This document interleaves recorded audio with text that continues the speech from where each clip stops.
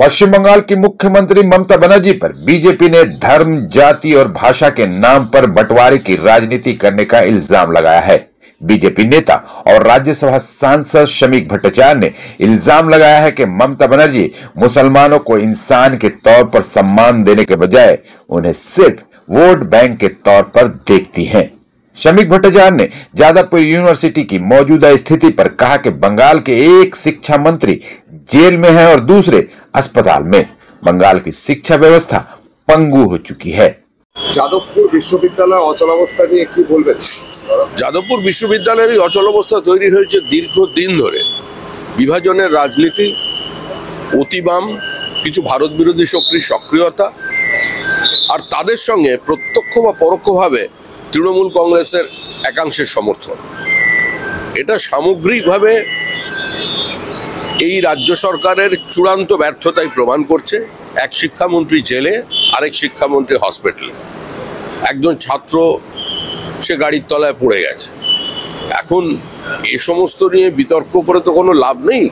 যাদবপুর ইউনিভার্সিটিতে স্বাভাবিক অবস্থা ফিরে আসুক, এটাই আমাদের কাম্য এবং আমরা এই সরকারের নিন্দা করে এবং যাদবপুরে যে ধরনের কার্যকলাপ কিছু ছাত্র চালিয়ে যাচ্ছে বছরের পর বছর, এগুলোকে বন্ধ করা দরকার।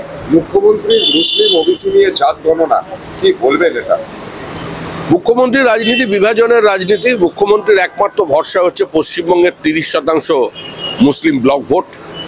তার জন্য যাবতীয় তোষণ চলেছে। এবার হিন্দু ওবিসিদের থেকে তাদের অধিকারকে কেড়ে নিয়ে মুসলিমদের পাইয়ে দিতে হবে, এইটা তিনি ভোটের আগে মুসলমানদের বোঝাতে চাইছেন। আমাদের বক্তব্য যে মুসলমান আর কতদিন মুসলমান হয়ে থাকবে? যাদের পশ্চিমবঙ্গে সংখ্যা হচ্ছে 30% বেশি, তাদের কি সংখ্যালঘু বলা যায়? মুসলমান কতদিন ভোটার হয়ে থাকবে? শুভবুদ্ধি সম্পন্ন মুসলমানদের বোঝা উচিত যে তারা কতদিন আর অন্যের হাতের খেলনা হয়ে থাকবে। সেখানে স্থানীয় এমপি এবং এমএলএ এর উপস্থিতিতে মহিলা পঞ্চায়েত প্রধানকে ঘরে আটকে রেখে মারধর করা হয়েছে। তৃণমূলের কাছে মহিলা এবং পুরুষ বলে আলাদা কিছু নেই। রাজ্যের মুখ্যমন্ত্রী বলেন আমাকে পুরুষও বলতে পারেন, মহিলাও বলতে পারেন, সুতরাং ওরাও সেই হিসাবে চলে গেছে। বলে বিরোধী রাজনৈতিক দলের কর্মী পঞ্চায়েতে প্রতিদ্বন্দ্বিতা করলে তার মাথা কামিয়ে নাক্ষর দেওয়ানো হয়, গণধর্ষণের শিকার হতে হয়। এখন তৃণমূলের প্রধানকে মারছে, মহিলাকে মারছে। তৃণমূলকে খুন করছে, আর তৃণমূলের হাত থেকে বাঁচানোর জন্যই এ রাজ্যে তৃণমূলের বিসর্জন প্রয়োজন।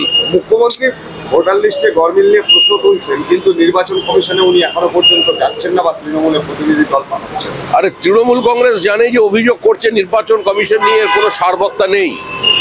এই ভোটার লিস্টের ওপরই ভিত্তি করে 2021 সালে নির্বাচন হয়েছে, 2024 সালের লোকসভা নির্বাচন হয়েছে।